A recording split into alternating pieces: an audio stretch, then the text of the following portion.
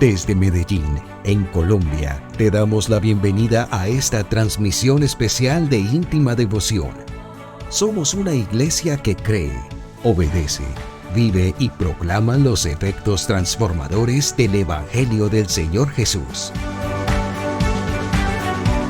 Hoy nos reunimos para celebrar el culto a Dios y transmitimos nuestra señal por las redes sociales Facebook, YouTube e Íntima Devoción Radio.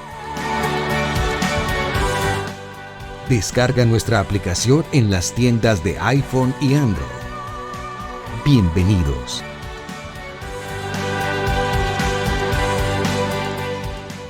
...2023... año de creerle al Señor Jesús.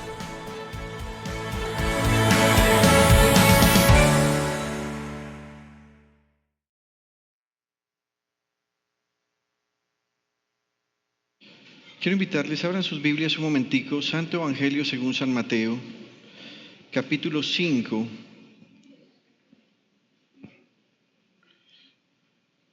versículos 21 al 24.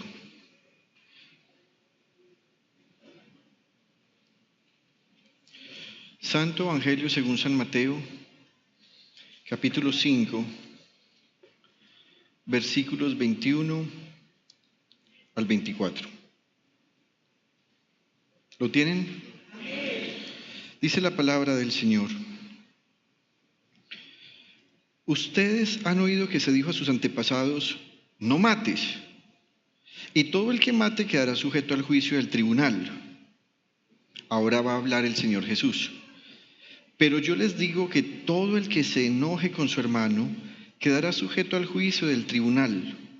Es más, cualquiera que insulte a su hermano quedará sujeto al juicio del consejo. Pero cualquiera que lo maldiga quedará sujeto al juicio del infierno. Por lo tanto, si estás presentando tu ofrenda en el altar y allí recuerdas, mire esto, y allí recuerdas que tu hermano tiene algo contra ti, versículo 24, deja tu ofrenda allí delante del altar, ve primero y reconcíliate con tu hermano, luego vuelve y presenta tu ofrenda. Padre, yo te doy gracias en el nombre de Jesús por esta palabra. Te doy gracias porque la boca del Señor Jesús se abrió para establecer el límite correcto, el estándar correcto y toda la verdad completa. Te doy gracias porque esta mañana nos permites escuchar esta predicación y ver en ella tu bondad, porque una vez más nos invitas a ver tu reino, a escuchar tus mandamientos y también a mirar lo que tú demandas de nosotros. Te damos gracias por la gracia con la que nos has salvado, pero también te damos gracias por la palabra con que nos edificas y haces que seamos una casa viva para Dios. Te adoramos, Padre, en el nombre de Jesús y en el poder de tu Espíritu Santo. Amén, amén y amén. Siéntense un momento, por favor, queridos hermanos. Seguimos en esta serie del Santo Evangelio según San Mateo y quiero compartir con ustedes este mensaje que he titulado El peligroso pecado del enojo. Hace algunas semanas atrás observé que en medio de los cánticos de alabanza y adoración a Dios, una persona que es miembro de la iglesia y que comúnmente participa activamente cantando desde su puesto, esa mañana prefirió no cantar, sino que incluso prefirió taparse su rostro mientras todos cantábamos alegremente. Al finalizar el culto, y como es mi costumbre saludar a cuantos más pueda, me acerqué para preguntarle a esa persona si le aquejaba algún dolor o alguna molestia. Yo estaba pensando que tal vez sería un fuerte dolor de cabeza. Y su respuesta, la de esta persona, es que no era un dolor, no era una molestia. Su salud en realidad estaba bien. Pero ahora se cambian los papeles y esa persona me inquirió acerca de por qué le preguntaba eso. Así que le dije que había sido inevitable para mí observar que mientras estábamos en las alabanzas, esta persona se tapaba la cara mientras todos los demás cantábamos. Esa persona me miró fijamente Y me dijo que la verdad es que no se sentía muy bien de expresar alabanzas a Dios, porque precisamente antes de llegar al culto había tenido una tremenda pelea de pareja con su cónyuge. Agregó que se sentía hipócrita de cantar y que tenía mucho dolor en su espíritu y mucha vergüenza con Dios. Aproveché la oportunidad para hablar un poco y después de animarle a descansar en el Señor por lo que había sucedido y por la manera como se sentía, me quedé pensando en cuán sincera había sido esa persona ante Dios. A pesar que esa persona se sentía avergonzada y que no era capaz ni de levantar su mirada al cielo, fue para mí inevitable recordar el momento en el que el Señor Jesús dice que dos hombres fueron a orar. El uno era publicano y el otro era fariseo. El fariseo significa que era una persona que practicaba la religión como una vocación de vida, y el publicano era una persona que recaudaba impuestos y normalmente tenían fama de pecadores, de corruptos y de ladrones.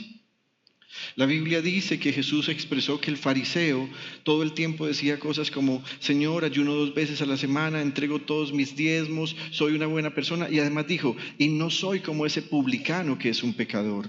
Sin embargo, también Jesús dice que el publicano se había quedado así a cierta distancia y no era capaz de levantar su mirada, sino que todo el tiempo, dándose golpes en el pecho, decía: ten compasión de mí, que soy pecador.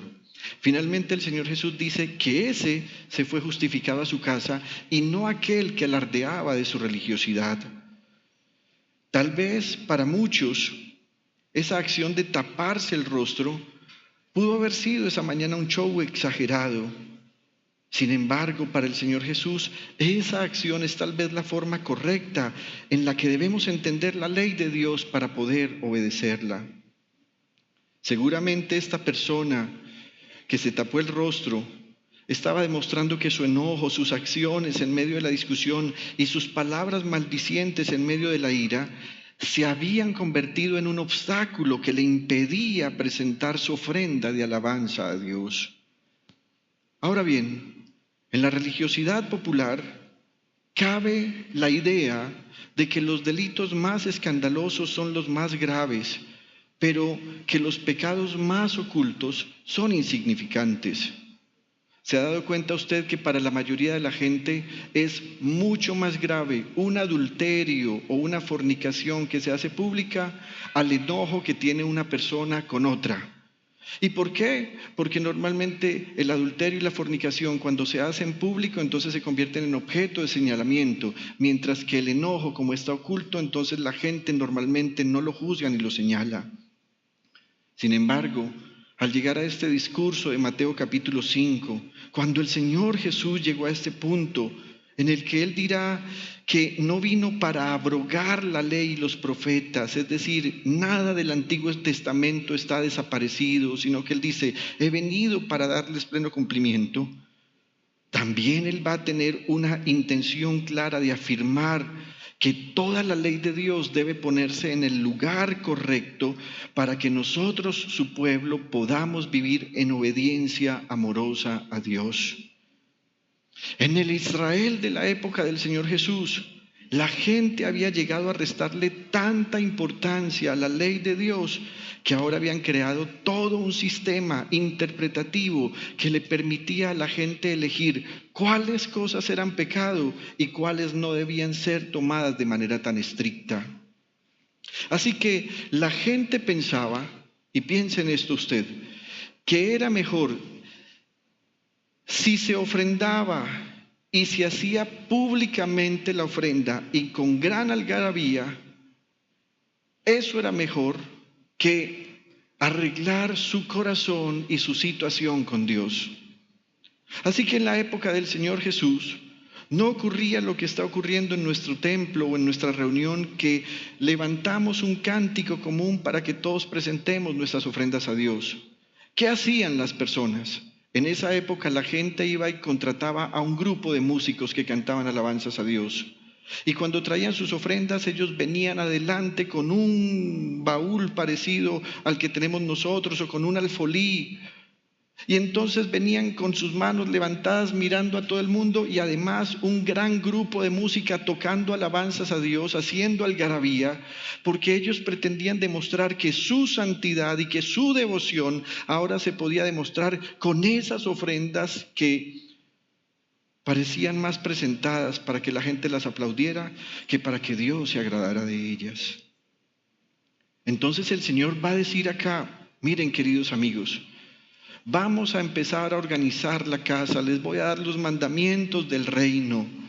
Porque tal vez muchas personas piensan que si son aplaudidos por su generosidad, entonces ellos se llegan a considerar más íntegros si daban su ofrenda en ese escenario de ser vistos por los demás. En realidad el Señor Jesús va a decir, hay muchos que ofrendan, pero son asesinos. Y son asesinos porque vienen y traen ofrendas, pero en su corazón tienen guardado enojo. En su trato con los demás los insultan. Y cuando llegan a un estado extremo de discordia frente al otro, son capaces inclusive de maldecirlos. Jesús va a empezar a decirle a ellos que son una generación absolutamente materialista e interesada, pero que esa conducta es algo que Dios detesta. Por ejemplo, en Mateo capítulo 23, versículo 16, hablando acerca de las ofrendas y de la importancia de lo que es el templo, Jesús le dijo a esos fariseos, ay de ustedes guías ciegos que dicen, si alguien jura por el templo, no significa nada. Así que piensen esto, oye, tú me estás diciendo la verdad, claro, yo te estoy diciendo la verdad, yo sí pagué ese dinero a tal persona, lo hice en tu nombre. No sé, tengo dudas, júralo por el templo. Y entonces la gente decía, vea, por el templo. Y entonces los judíos decían, mire, ustedes dicen que si juran por el templo, entonces no significa nada.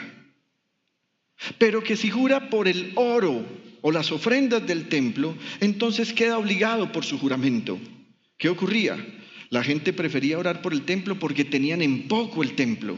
Pero ¿sabe qué sí tenían en mucho? El oro del templo. Así que muchas veces la gente le decía a otro, no jures por el templo, jure por la ofrenda del templo, jure por el oro del templo. Y el otro decía, pero si me llegan a descubrir en la mentira, voy a tener que pagar una ofrenda en el templo porque juré por ese oro. Entonces Jesús les dice, ciegos insensatos. Y pregunta, ¿qué es más importante? ¿El oro o el templo que hace sagrado el oro? Y yo creo que todos nosotros decimos, es más importante el templo que hace sagrado el oro. También dicen ustedes, está hablando el Señor, si alguien jura por el altar, no significa nada. Este altar donde se para el pastor, el predicador, eso, jurar por el altar no significa nada. Pero si jura por la ofrenda que está sobre él, queda obligado por su juramento. Eso era lo que decían los judíos. Jesús les dice, ciegos, ¿qué es más importante? ¿La ofrenda o el altar que hace sagrada la ofrenda? Por tanto, dice el Señor, el que jura por el altar, jura no solo por el altar, sino por todo lo que está sobre él. El que jura por el templo, jura no solo por el templo, sino por quien habita en él. El Señor Jesús dirá que no es lo externo lo importante, sino que lo importante es el corazón. Ahora bien, el Señor Jesús no busca restarle importancia a la ofrenda, que es lo que muchos hoy en día quisieran con este tipo de enseñanza. Más bien lo que Él quiere es hablar de la calidad del que ofrenda. No se trata de las grandes cantidades. Se trata de estar limpios para Dios al momento de ofrendar. ¿Cuántas historias no hemos sabido de gente que en iglesias decidieron recibir recursos del narcotráfico, de la mafia y de los delincuentes? Y ellos dijeron, no pasa nada, no pasa nada. Y si están trayendo recursos y daban gloria a Dios que ha mandado recursos para que en esta obra se invierta y para que crezcamos y para que haya un producto de evangelismo mucho mejor. ¿Sabe qué ha pasado? Ni el que ofrendó, ni los que recibieron la ofrenda, ni esas iglesias han permanecido. Porque no se trata de dinero. Antes de ofrendar, lo que Dios mira es la calidad del ofrendador. Antes que la cantidad de la ofrenda, lo que el Señor Jesús mira es el corazón del que ofrenda. En el pasaje inicial, el Señor Jesús va a decir que es muy común que queramos tener una adoración que incluye el ofrendar, pero que nuestro corazón está lleno de enojo. Y que cuando está lleno de enojo, ese enojo nos lleva a actuar con insultos y maldición. Y como si fuera poco, el Señor Jesús dice que quien actúa así es igual que un asesino. Piensen esto. ¿Qué es más grave? ¿Matar a una persona o enojarse con esa persona?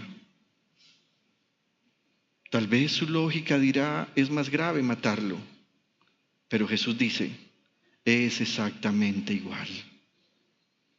Cuando estás enojado con una persona, actúas exactamente igual que cuando lo matas. Mire lo que dice el versículo 21. Ustedes han oído que se dijo a sus antepasados, no mates, y todo el que mate quedará sujeto al juicio del tribunal. Lógico, hay un muerto y lo capturaron, hay que llevarlo a juicio. Y si se lleva a juicio, tiene que pagar una condena por haberle quitado la vida a alguien. Pero mire lo que va a decir el Señor. Pero yo les digo que todo el que se enoje con su hermano quedará sujeto al juicio del mismo tribunal. Y el Señor Jesús va a decir, pero hay algo más. Cualquiera que insulte a su hermano quedará sujeto al juicio del consejo. Y luego dice, pero cualquiera que lo maldiga quedará sujeto al juicio del infierno. Así que me gustaría que pensáramos en esas tres cosas que el Señor Jesús está mencionando. Él está diciendo enojo, insulto y maldición.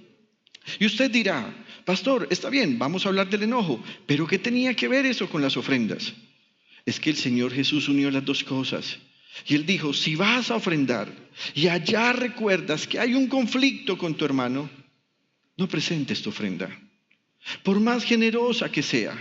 Más bien, déjala ahí, ve, reconcíliate con tu hermano y luego ven y presenta tu ofrenda. Por lo que ya dije, para Jesús es más importante la calidad del ofrendador que la cantidad de la ofrenda. Así que pensemos en estos tres conceptos, enojo, insulto y maldición. ¿Qué es enojo? Enojo es un fuerte sentimiento, y piensen esto, sentimiento.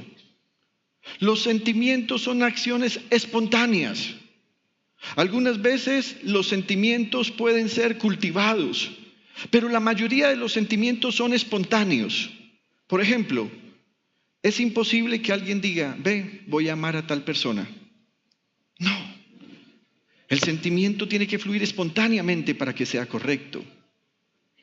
Igual pasa con el enojo. Es un sentimiento ¿de qué? De intenso disgusto, hostilidad o indignación como resultado de una amenaza real o imaginaria.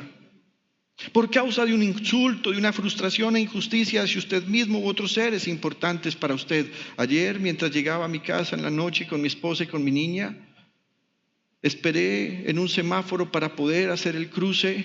Y resulta que yo esperé juiciosamente, no me importa si está temprano o si está tarde en la noche, yo siempre espero el semáforo, lo respeto. Lo esperé, pero cuando yo empecé a pasar, un carro que iba en la otra vía no respetó. ¿Ustedes qué creen que yo sentí? Enojo. Enojo. Y le pité, ¡fa! ¿Y sabe qué pasó? Para que se aumentara mi enojo, es tan conchuda la señora que lleva el vehículo que también me pitó, bajó la ventanilla y se quedó mirándome. Yo la quería acabar. Y aceleré, y mi esposa atrás, mi amor, llevamos la niña. Y yo dije, mañana es la predicación del enojo.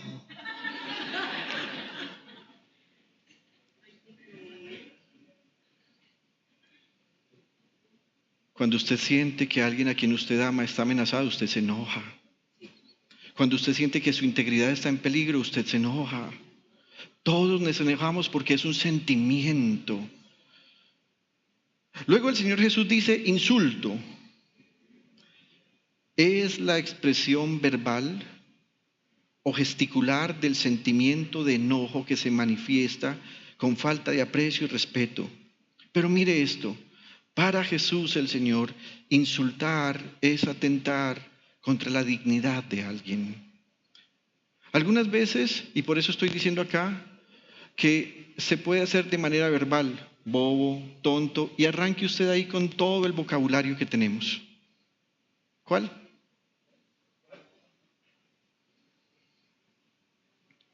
Otras veces es gesticular. En el gremio de los conductores, ustedes ven que es muy común sacar la mano y hacer señas con los dedos. Eso es un insulto. Ahora bien, ¿por qué Jesús está hablando del insulto? Porque cuando tú insultas a alguien, estás atentando contra la dignidad de esa persona. Pastor, pero esa persona me hizo algo malo. Sí, pero tú lo estás insultando. Resulta que el pecado se traslada. Esa persona te hace algo malo, pero tú lo trasladas cuando tú abres tu boca o haces un gesto para mostrar tu enojo. Es fácil insultar. Y no sé si a usted le ha pasado que cuando uno está verdaderamente enojado, el insulto no le pide permiso a los dientes ni a la boca para salir, sino que es espontáneo y sale más agresivo. Y si es una palabra obscena o vulgar, sale con mucha facilidad, pero sale impulsada. Parece como una bala de cañón. Sale con tanta fuerza. Por eso dice la Biblia, en el poder de la lengua se encuentran la vida y la muerte. Ese insulto no es, ay, mira aquel tan bobito como se pasó el semáforo. Ay, no. Ese insulto sale con una tremenda energía espiritual y sale de lo profundo del corazón. A nosotros los cristianos que estamos en esta carrera de fe, nos pasa mucho que cuando después de haber dicho el insulto, caemos en cuenta, uno dice, la embarré. Pero ¿y cómo detenerlo? ¿Cómo detenerlo si el enojo verdaderamente llegó? Luego el Señor Jesús habla de maldición y dice, es la expresión de un deseo maligno dirigido contra una o varias personas que en virtud del poder mágico del lenguaje logra que ese deseo se cumpla. Maldecir es atentar contra el derecho que Dios le dio a alguien de existir, ya que la maldición distorsiona el rumbo de la vida. Maldecir no es exactamente decir maldita sea tal persona. Esa es una forma de maldecir. Pero también hay maldiciones que surgen positivas. Ojalá tenga que volver arrepentido. Mire que salió positivo, pero es una maldición. Ojalá no le vaya bien para que se regrese. Es una maldición. Ese tipo de maldiciones he puesto entre comillas del poder mágico del lenguaje y usé la palabra mágico para tratar de recrear un poco esto porque quiero expresar esto. Las palabras tienen poder espiritual. Usted y yo hemos visto cómo en nuestro país se hacen invocaciones por medio de brujería, chamanismo y hechicería a fuerzas de oscuridad, dizque para que bendiga nuestro país, ponen a nuestro país en el croquis de nuestro país y le hacen un montón de rezos a cuanto espíritu maligno hay. Y la gente dice, no, son costumbres. No son costumbres, son maldiciones. Esta semana, mientras estaba con mi familia en unos días de descanso, hubo un momento en que me separé de ellos porque tenía que ir a un lugar a recoger un pañalito que la niña necesitaba. Y mientras iba transitando de retorno a donde estaba mi familia, sentí que el Espíritu de Dios me dijo, escuche lo que está pasando. En un lugar, a una sombra, una mujer le estaba diciendo a otra mujer cómo trasladar una maldición sobre los cristianos. Era una bruja. Y le estaba diciendo, mire, usted va a escribir una carta y en esa carta usted va a empezar a decir cosas como, es que estoy enferma, me duele esto, mis hijos no logran esto, no me dejan trabajar, no estoy conforme con esto, mi esposo es de tal manera. Y luego le empieza a enseñar a hacer el ritual, pero le decía, asegúrese que cuando usted vaya a hacer el ritual, usted le traslade eso a un cristiano que usted conozca, puede ser un familiar, esos evangélicos, trasládele las maldiciones a ellos. Hay que tener cuidado cómo nos comportamos, porque el mundo espiritual es más real que el mundo físico, y hay muchos cristianos que han dejado puertas espirituales abiertas, y se les ha sido cargado un poder de maldición que viene producto de brujería, hechicería y todas estas fuerzas de oscuridad. Usted dirá, pastor, pero la Biblia dice que el maligno no nos puede tocar. Claro, no nos puede tocar cuando estamos en Cristo Jesús. Y por eso estoy diciendo, tenga cuidado con puertas abiertas. Tal vez ahorita hablaré un poco de eso. Entonces aquí están los 3 conceptos de los que habla el Señor Jesús: enojo, insulto y maldición. En algún momento me gustaría retomar un tema que hace algunos años prediqué acerca de cómo entender el poder de la maldición. Creo que necesitamos repetir ese tema para que nos preparemos espiritualmente, porque estamos en un momento de mucha persecución por medio del poder del ocultismo. Ahora bien, le repito, a los que estamos en Cristo estamos protegidos en Él. Entonces, identifiquemos algunas causas por las cuales nos enojamos. En primer lugar, porque el enojo es una emoción primaria con la que todos nacemos. La gente dice, ve, este nació cascarrabias como el papá. Mira, este nació igualito a la mamá, una fierita como la mamá. Porque empieza a mostrarse esa forma de actuar. También nos enojamos porque en el trato con los demás descubrimos diferencias por origen, cosmovisión de la vida, gustos o preferencias, formación familiar, características étnicas y culturales. ¿Por qué pelea usted con su esposo o con su esposa? Porque los dos vienen de formas diferentes de vivir. Porque los dos traen características diferentes, porque los dos traen conceptos de familia diferentes. Así que usted no puede pretender llegar a un hogar y vamos a ser siempre felices sin ninguna discusión, ositos cariñositos, porque así como dice la Biblia que el hierro con el hierro se afila, también el hombre se pule en el trato con el hombre. Entonces peleamos por esto, somos diferentes. Piensen lo siguiente, hay un hombre que es huérfano de mamá. Su papá lo abandonó, sus hermanos lo educaron. Se quiere casar con una muchacha donde su papá está presente, pero a la vez es ausente. La mamá está en matriarcado y tienen muchos hermanitos. Ellos se casan. ¿Qué concepto de familia tienen ellos? ¿Cómo se van a unir? ¿Cómo van a convivir? Tendrán que arreglar todo ese proceso para ir al concepto que Dios tiene de familia, porque sus raíces hará que todo el tiempo estén chocando. Y esa es una causa real de enojo. También porque el enojo puede ser manifestación de complejos.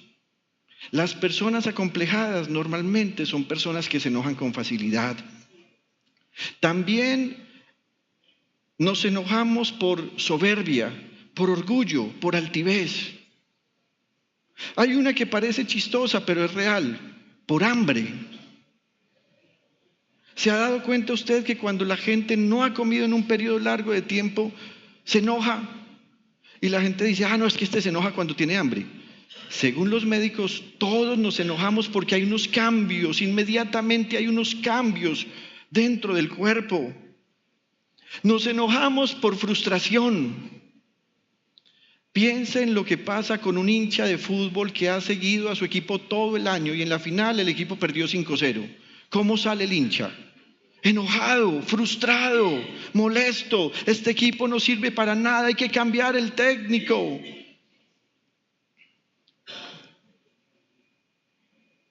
Por falta de sensatez o necedad, me refiero de uno mismo.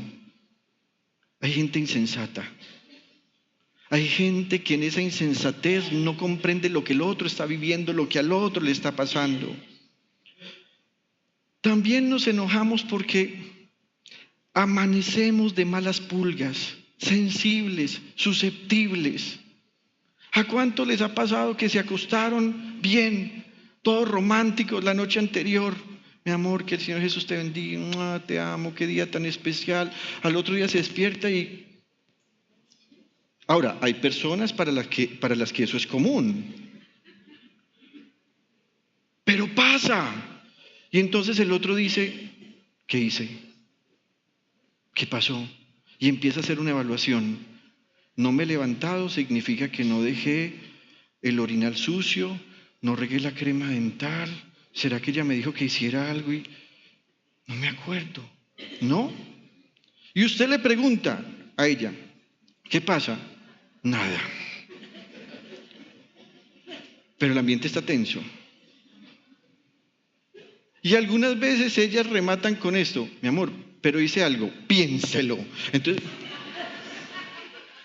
uno está reventado. No pasó nada. Amaneció de malas pulgas. No solo ellas, también ellos. ¿Por qué? Porque somos seres humanos y los seres humanos sufrimos cambios químicos y biológicos. Esa es una realidad. También, y atención a esto, nos enojamos por gusto por el pecado. Y ahorita más tardecito hablaré de esto. Al que le gusta el pecado, se enoja. Ya vamos a mirar un texto. También nos enojamos porque somos egoístas. Es posible que en fechas como esta, el Día de la Madre, muchas parejas estén enojadas. ¿Y por qué están enojadas? Porque los dos tienen la mamá viva. Y entonces resulta que él quiere ir al almuerzo con la mamá, ella también, y entonces él propone, ve, ¿y por qué no vamos donde la mamá al almuerzo, en la noche a la cena vamos donde tu familia? Y entonces empieza la discordia. ¿Qué va a pasar? Que uno de los dos va a decir, entonces no voy a ninguna parte. Eso es egoísmo. Nos enojamos por arrechos. Usted no sabe quién soy yo. Y entonces nos tiran el carro y nosotros lo tiramos. Y nos pasamos y nos metemos por delante y frenamos. A ver qué va a hacer el otro. Arrechos. Nos enojamos por cosas sin importancia o por bobadas. Nos enojamos porque hay gente así. Y nos enojamos también, sinceramente, porque hay gente que se la vuela a uno. Miremos algunos textos. En Santiago capítulo 4, versículos 1 al 3 dice, ¿de dónde surgen las guerras y los conflictos entre ustedes? Es una pregunta. Y el apóstol Santiago responde, no es precisamente de las pasiones que luchan dentro de ustedes mismos, así que el problema está dentro, es dentro de mí.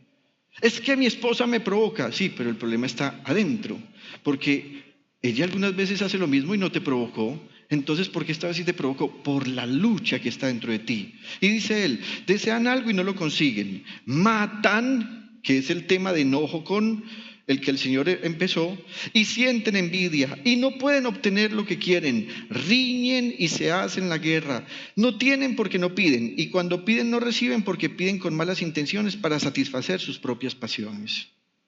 En Proverbios 17:19 dice, atención a este texto, al que le gusta pecar, le gusta pelear. El que abre mucho la boca, busca que se la rompan.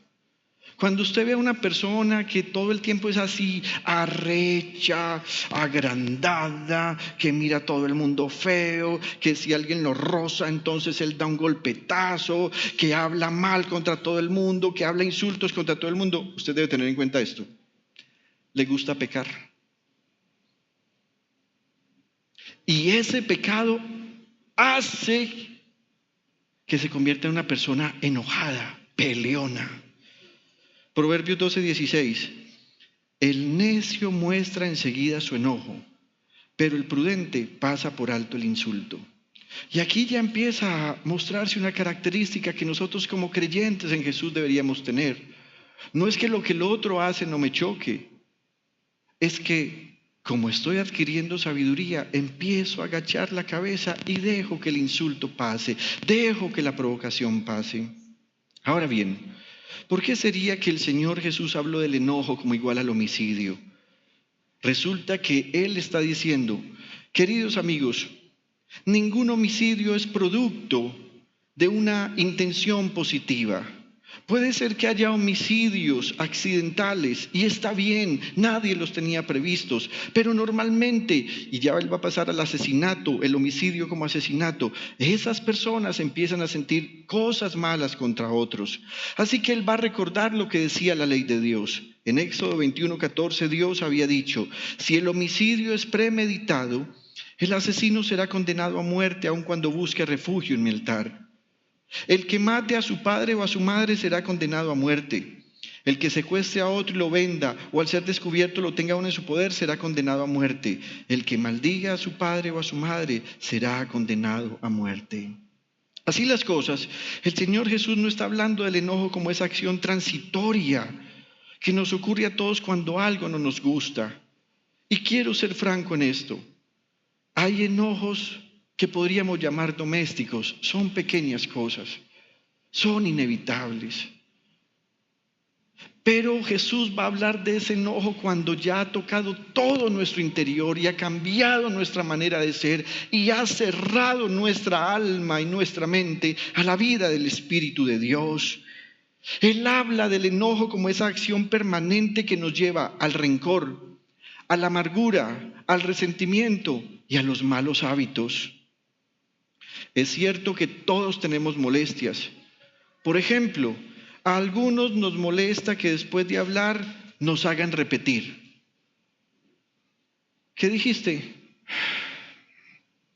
Eso molesta. A otros les molesta el ronquido del cónyuge.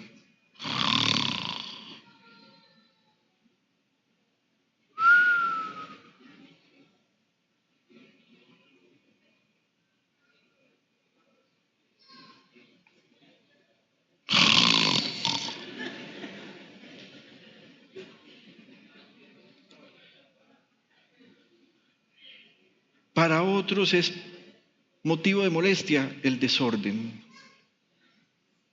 El desorden, seamos sinceros, eso molesta. El sonido del paquete de papas y el mordisco de esas papas. Hay personas a las que les molesta eso. Mi padre es uno que cuando uno está comiendo papitas, entonces él empieza a mirar la bolsa como, ¿le falta mucho qué? Y cuando él se las come, él le pide a mi mamá un platico, mija, préstame un platico, yo he hecho esto acá. Le molesta. ¿Qué tal esas molestias cuando uno está junto a alguien que sorbe?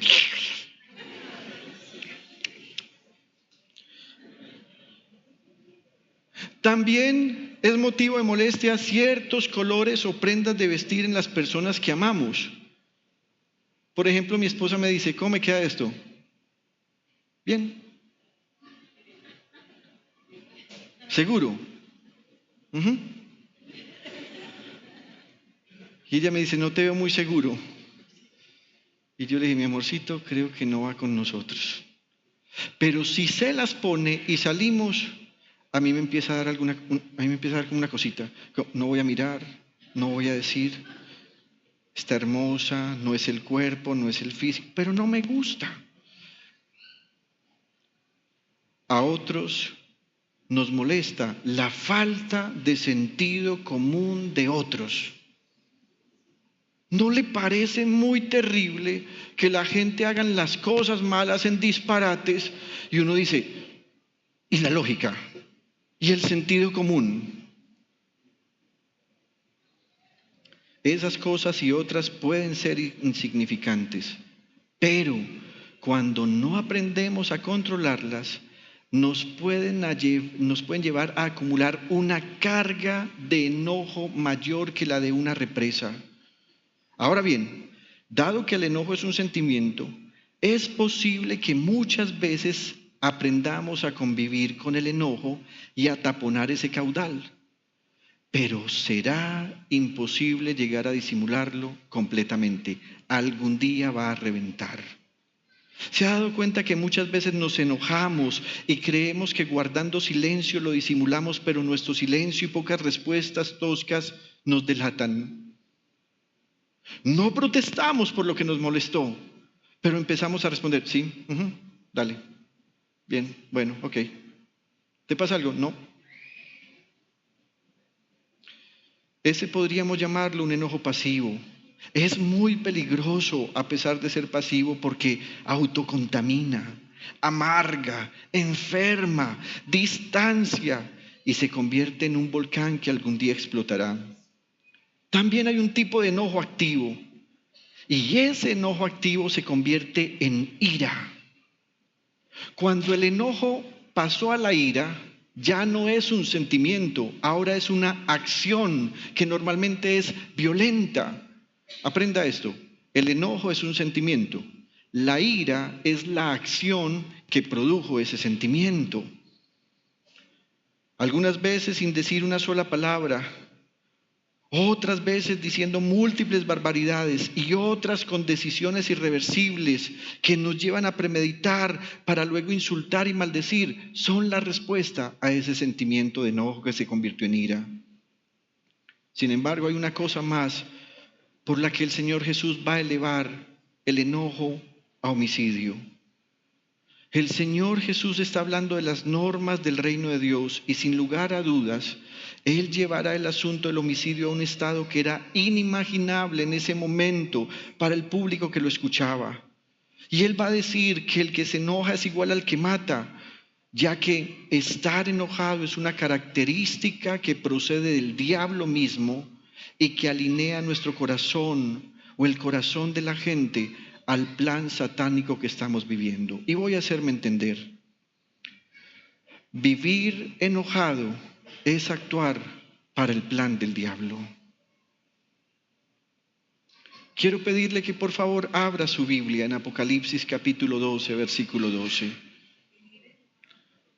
Vivir enojado es actuar para el plan del diablo.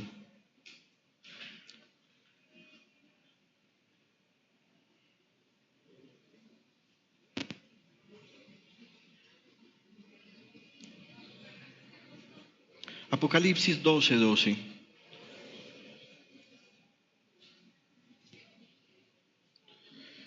Dice la palabra del Señor allí. Leeré en la versión Reina Valera.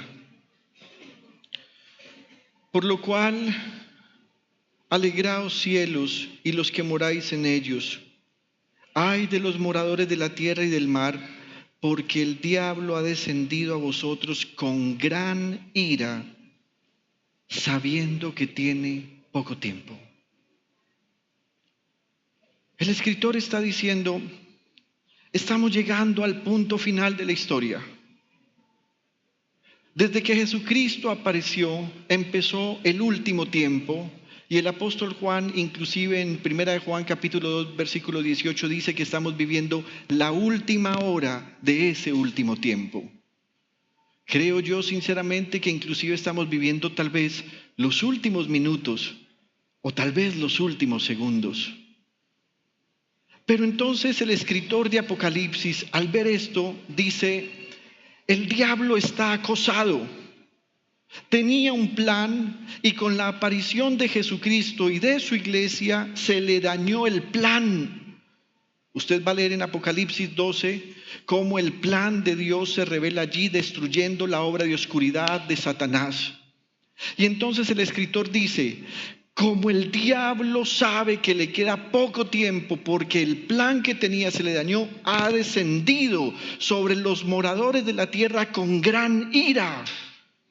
¿Se ha dado cuenta que también llegar tarde o estar cogido el día produce enojo? Pero aquí además está diciendo que en Satanás ya no solamente es enojo, sino ira. Ya hay unas acciones. Y permítame, me hago entender.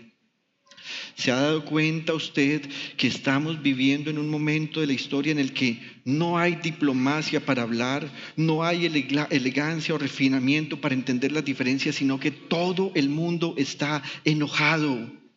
Observe que de un tiempo para acá se nota división y polarización en los países. La gente está enojada y cuando la gente habla, habla con ira, habla con maldición, habla con arrogancia. Pero también hay una alteración en el estado de ánimo de la gente que los lleva a tomar la justicia por sus manos. Observe lo que acaba de pasar esta semana en el municipio de Bello. Un hombre retuvo a una mujer, la mató, pero a él también lo hirieron. Yo no sé si finalmente murió o no el hombre. pero se ha convertido en una costumbre. La gente está alterada, la gente está enojada. Observe lo que está pasando en los hogares. Seamos sinceros, hermanos. En los hogares hay una permanente presencia de conflictos hoy. Y esto incluye a la iglesia. Respondamos 2 preguntas sinceramente. Primera pregunta, y usted la va a responder. ¿Quiénes han estado viviendo de un tiempo para acá en conflicto permanente en casa? Levanten la mano, por favor. Levanten la mano sin pena. Bien. Segunda pregunta. ¿Quiénes llegaron enojados hoy a la iglesia porque tuvieron conflicto antes de salir de casa? Gracias, gracias. Y sé que muchos no han levantado la mano, o algunos no han levantado la mano por pena, por pudor.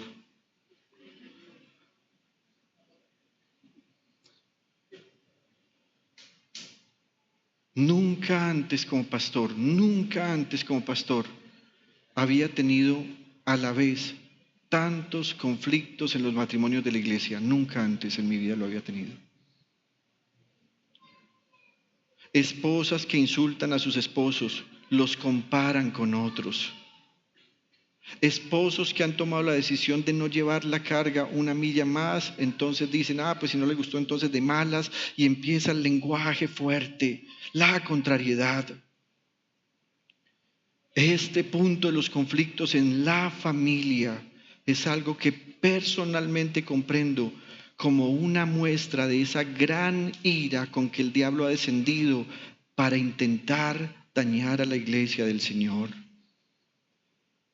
Los problemas y los conflictos de pareja no son asuntos normales en el matrimonio. Son cosas que ocurren, pero no debemos normalizarlos.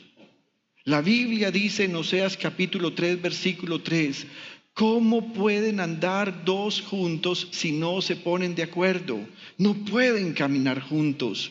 Cuando normalizamos el conflicto en el hogar, cuando normalizamos las diferencias familiares y además le empezamos a sumar la tensión de la escasez, el desenamoramiento de su pareja, las discusiones permanentes, los malos tratos, además los conflictos con los hijos y hasta en ocasiones el deseo de separarse y salir corriendo, quiero que sepa, eso no ocurre solo por debilidad humana.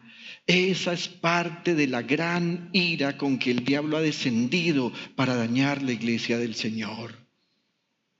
Es el diablo trayendo artimañas por medio del poder del enojo y de la ira. En este momento histórico de la humanidad hay 2 fuerzas espirituales que tienen engañada a la gente. La primera es esa, el poder del engaño, y la segunda, el poder del enojo y la ira satánica. Es esa la razón por la que el Señor Jesús acusó al diablo de ser un homicida. En Juan capítulo 8, versículo 44, Jesús dijo, ustedes son de su padre, el diablo, cuyos deseos quieren cumplir. Y mire cómo lo llama Jesús. Desde el principio, este ha sido un asesino y no se mantiene en la verdad porque no hay verdad en él. Cuando miente, expresa su propia naturaleza porque es un mentiroso. Es el padre de la mentira. Observe las palabras del Señor. Desde el principio, este ha sido un asesino. ¿Y qué dijo Jesús? Que el que se enoja es igual al que mata. Recuerde que estar enojado es ser un homicida. La Biblia nos cuenta la historia de la primera familia, la familia de don Adán y doña Eva. En esa primera familia se vivió el primer pecado, el primer homicidio, el primer funeral. Pero hay un detalle que en Génesis se nos narra por medio de Moisés, en el que vamos a mostrar y vamos a notar la relación directa que tiene el enojo con el homicidio.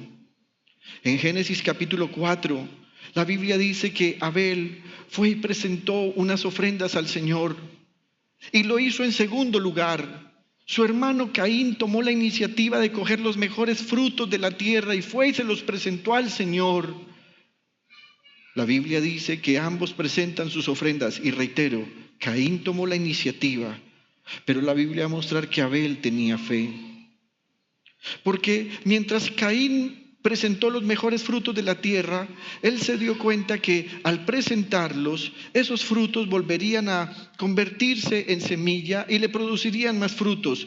Pero Abel dijo, no quiero presentar frutos, voy a presentar ovejas. Porque si una oveja muere y su sangre es derramada, esa sangre no producirá otra oveja. Pero además él tenía fe porque Abel entendía que toda la humanidad que estaba representada en ellos cuatro como familia había pecado contra Dios y que ellos necesitarían un Salvador. Así que el sacrificio de Abel era una convocación a lo que Dios siglos después haría por medio de Jesucristo. El Cordero Santo de Dios descendería y con su sangre derramada nos daría vida a todos nosotros. Pero resulta que dice la Biblia que Dios miró con agrado la ofrenda de Abel y no la de Caín. Y eso generó molestia en Caín. Versículo 6 de Génesis capítulo 4. Entonces el Señor le dijo a Caín, ¿por qué estás tan, qué? Enojado. ¿Por qué andas cabizbajo? Si hicieras lo bueno, podrías andar con la frente en alto, pero si haces lo malo, el pecado te acecha como una fiera lista para atraparte. No obstante, tú puedes dominarlo. Dios le hace una advertencia y le dice, Caín, tu enojo te está poniendo en riesgo. Estás enojado y no te has percatado que el pecado te está rondando como una fiera. Y vas a pecar si no controlas tu enojo y si no haces lo bueno. ¿Saben qué hizo Caín? No escuchó a Dios. Caín habló con su hermano Abel. Versículo 8. Mientras estaban en el campo, Caín atacó a su hermano y lo mató. El homicidio fue producto del enojo. Y ese enojo pudo verse controlado con las palabras de Dios. Pero Caín prefirió dejarse acechar por el pecado y dejarse atrapar por el pecado como esa fiera que estaba lista. Y ahora ha llevado su enojo al homicidio. Es posible, querido hermano, que usted esté viviendo con enojo, ya sea pasivo o activo. Esta realidad le ha hecho a usted perder el gozo del Señor y sin duda alguna esto demuestra que usted ha abandonado la comunión con el Espíritu del Señor. Una persona que está enojada es una persona que deja de escuchar la voz de Dios. Si usted se evalúa, es posible que por enojo usted haya decidido alejarse, aislarse, pero finalmente al aislarse, al alejarse, usted se ha refugiado en personas o actividades que le han menguado espiritualmente. Si esto es así, usted debe volver a escuchar las bienaventuranzas del Señor Jesús, porque usted recuerda que cuando el Señor Jesús estaba hablando este tema del homicidio, del enojo, Él venía hablando antes diciéndonos cómo debíamos vivir la vida de fe por medio de las bienaventuranzas. Él había dicho cosas como, si tú eres muy enojón y no has podido controlar tu enojo, entonces le da una bienaventuranza. Bienaventurados los pobres en espíritu. ¿Y por qué era pobre en espíritu ese enojón? Porque ese enojón tiene que en algún momento reconocer delante de Dios y decirle cosas como, Señor, estoy cansado de intentar cambiar en mis propias fuerzas. No soy capaz de abandonar este sentimiento y este sentimiento hace que yo diga cosas y actúe de una manera que lo único que hago es herir a las personas que tengo a mi alrededor. Y el Señor Jesús dice, muy bien, Si no has podido cambiar en tus propias fuerzas, entonces vas a cambiar en el poder de mi Espíritu. Es por esa razón que esta mañana, antes de terminar, me gustaría dejarle algunas cosas a usted para que sepa cómo actuar frente al enojo. En primer lugar, arrepiéntase y pida perdón. Mire lo que dice el Señor. Por tanto, si estás presentando tu ofrenda en el altar y allí recuerdas que tu hermano tiene algo contra ti, deja tu ofrenda allí delante del altar. Ve primero y reconcíliate con tu hermano. Luego vuelve y presenta tu ofrenda. Al arrepentirse, usted y yo estamos confesando que no queremos comportarnos como lo hace Satanás. Recuerde esto, por favor. Si usted pudiera acordarse algo de este sermón, recuerde esto. El enojo es estar alineado con el diablo. Quien se enoja y le da cabida a la ira, se ha alineado con la ira del diablo. A él porque le queda poco tiempo, y a nosotros porque somos incapaces de acercarnos a Dios para decirle: me arrepiento por este enojo.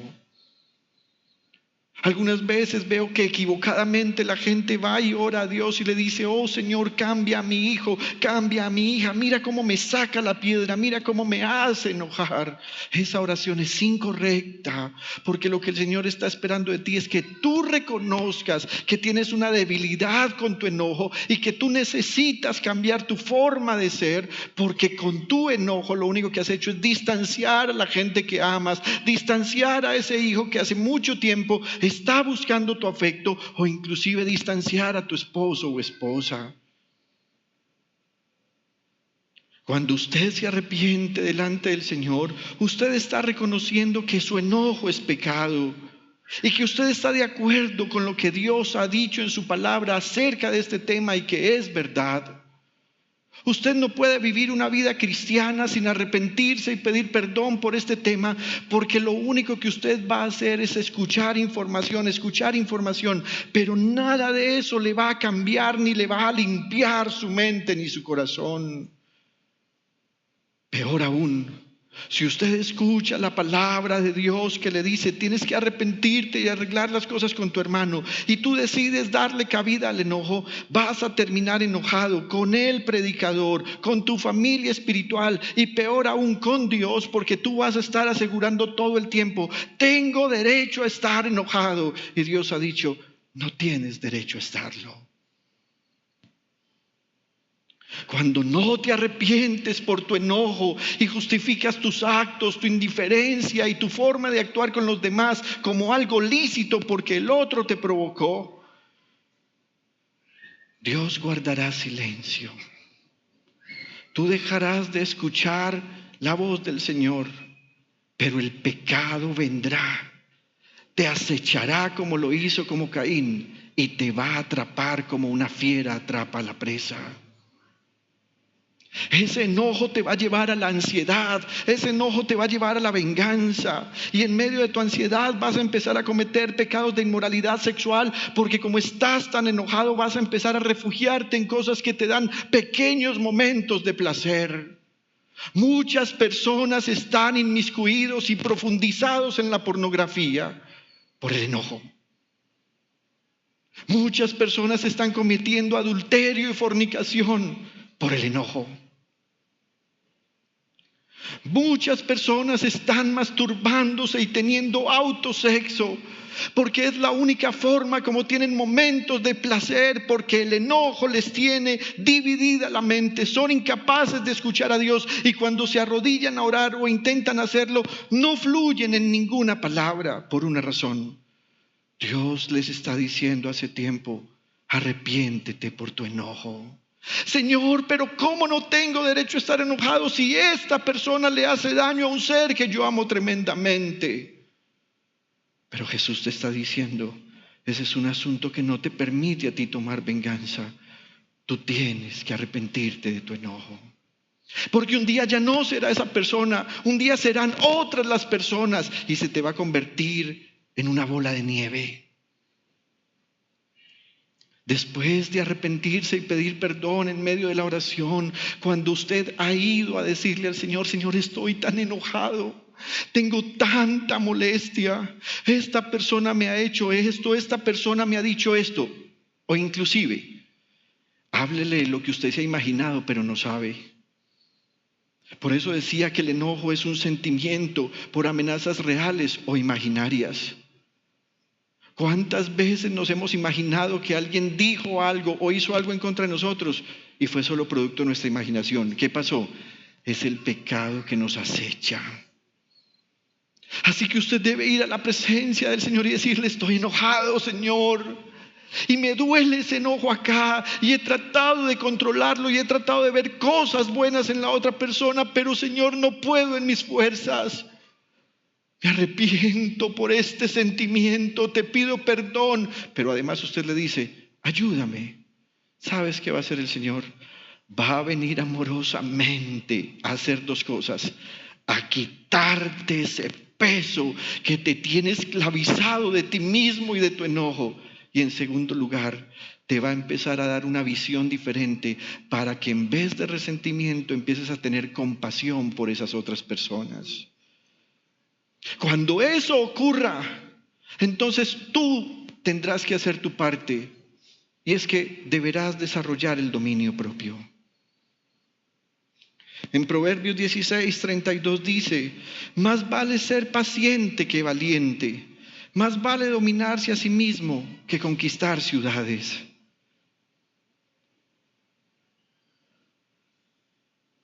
¿Qué sentido tiene que usted sea un gran padre, un gran trabajador, que usted como padre de familia se convierta además en un empresario exitoso porque usted quiere darle calidad de vida a sus hijos, llevarlos a un mejor colegio, permitir que ellos vivan en un buen barrio, que tengan una buena casa, que puedan ir a jugar fútbol en la escuela donde les enseñan o que puedan tocar música? ¿Para qué sirve eso si cuando usted trata a sus hijos los trata con enojo? ¿Para qué sirve que usted le pueda regalar a su esposa en fechas especiales ropa nueva, flores o inclusive algo que usted ni contaba en la vida que le podía regalar, como un vehículo o un teléfono nuevo o algo importante como un viaje, si usted es incapaz de ser paciente con ella? Más vale ser paciente que valiente. Mire esto, más vale dominarse a sí mismo que conquistar ciudades. Pregúntele a una mamá hoy, Día de la Madre, lo que siente cuando sus hijos llegan con regalos extravagantes, pero todo el año han sido víctimas de la grosería, la rebeldía, la altanería. Uno dice a una mamá, ¿qué quieres del Día de la Madre? ¿Qué le dicen las mamás a uno? Buen comportamiento, mi hijo, compórtese bien. Eso sí, si usted ese domingo al almuerzo no llegó con regalo y usted le dice, vine bien comportado, vea.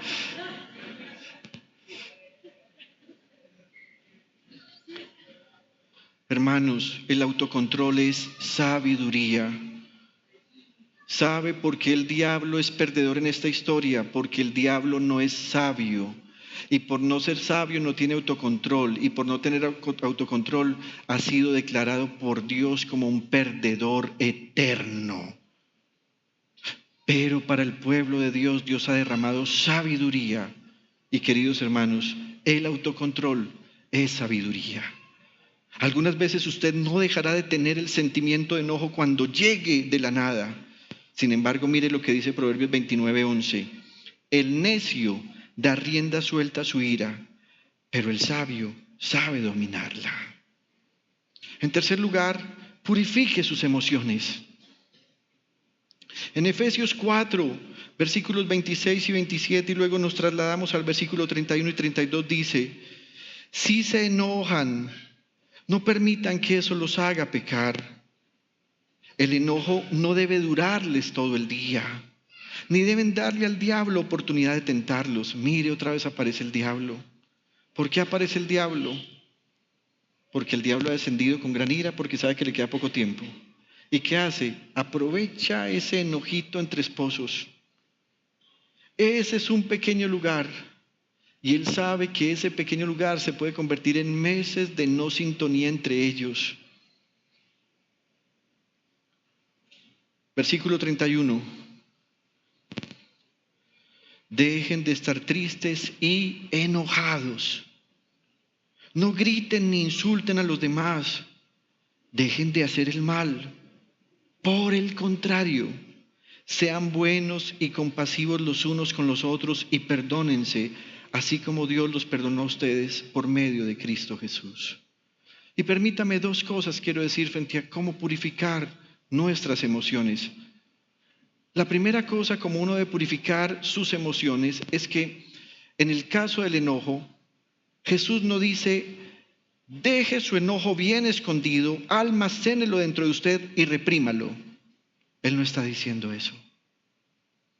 Los cristianos no perdemos las emociones cuando nos convertimos, pero estas emociones deben ser purificadas, controladas y confesadas. Así que eso es lo que uno debe decir constantemente al Señor. Señor, estoy tan molesto. Y usted dirá, pastor, pero es que en el punto 1 ya le confesé al Señor mi enojo. Sí, pero es que todos los días se va a resultar algo nuevo. ¿Qué hacer? Todo el tiempo purifique sus emociones. Estoy tan enojado, Señor. Estoy tan molesto. Algunas veces usted ni siquiera sabe por qué está molesto. Dígaselo al Señor. Pero también una forma de purificar nuestras emociones es, hermanos, empecemos a ver todo lo bueno que otros tienen. Somos tan buenos criticando a los demás. Mira la falda de aquella. Mira cómo come. Hace algunos días me senté con unas personas a almorzar. Cuando estábamos almorzando, una de esas personas hizo un gesto de, ay, pero mira pues, mira este mesero como me trajo este vaso de sucio. Le dije, calma. ¿Por qué criticas un vaso sucio? ¿Por qué no ves que lo otro está limpio? Somos tan buenos criticando la debilidad del otro, el error del otro, lo que el otro hace. Y cuando estamos enojados, observe que normalmente en las discusiones por enojo arrancamos con un tema y nos empezamos a desviar por pequeñas cosas. Y eso hace que no purifiquemos nuestras emociones, porque todo el tiempo estamos viendo lo malo en los demás. El apóstol Pablo dice, por el contrario, sean buenos y compasivos los unos con los otros y perdónense, así como Dios los perdonó a ustedes por medio de Cristo. Es tan lindo cuando uno se relaciona con personas que siempre ven lo bueno de los demás, así haya sido algo malo o haya sido algo erróneo. Es tan bueno cuando uno tiene una esposa que es sabia y cuando uno está molesto con otras personas o por una situación, la esposa le dice a uno, mi amor, ¿sabes algo? Es que tal vez le pasó esto o tal vez le pasó esto, y uno dice, qué corazón tan compasivo. Es tan bueno cuando uno hace un ejercicio de no volver a criticar a nadie. Y uno dice, no volveré a criticar a nadie, ni a mi adversario, ni al que piensa diferente, ni al que hace las cosas de otra manera. Cuando uno empieza a actuar así, entonces se da cuenta uno que Dios está haciendo algo en uno y que esas emociones de uno se empiezan a purificar. Al purificarse, entonces uno empieza a brindar amor, compasión, y uno empieza a disfrutar con agrado la compañía de esas otras personas. Cuando uno no purifica sus emociones, uno se convierte en una persona tóxica. La gente empieza a quererlo a uno por responsabilidad sentimental, pero no porque le agrada estar con uno.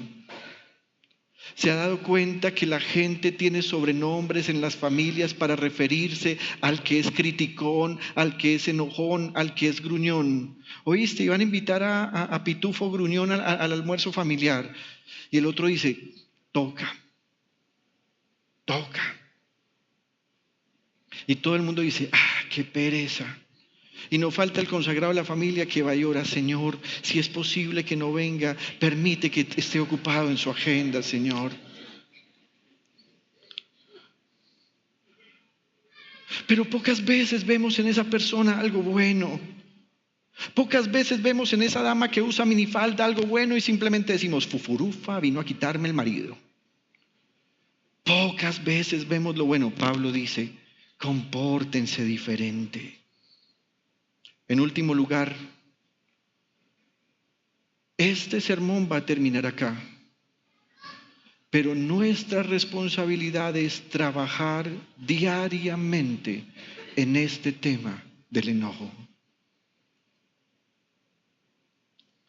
En el Salmo capítulo 37, versículo 8 y 9, el escritor dice: refrena tu enojo, el sentimiento, abandona la ira, la acción. No te irrites, es decir, esa acción en la que ya se nos convirtió en un mal hábito el enojo. Y dice, pues esto conduce al mal. Porque los impíos serán exterminados, pero los que esperan en el Señor heredarán la tierra. Queridos hermanos, el pecado del enojo es peligroso. No juegue con él. Escuche la voz del Señor.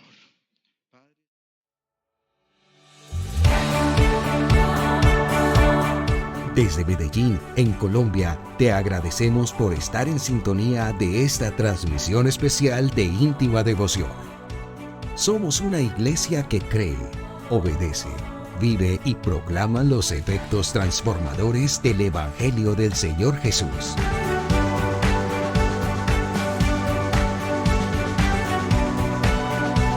Hoy nos reunimos para celebrar el culto a Dios y transmitimos nuestra señal por las redes sociales Facebook, YouTube e Íntima Devoción Radio.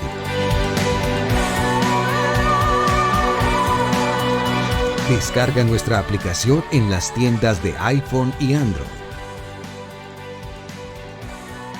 2023, año de creerle al Señor Jesús.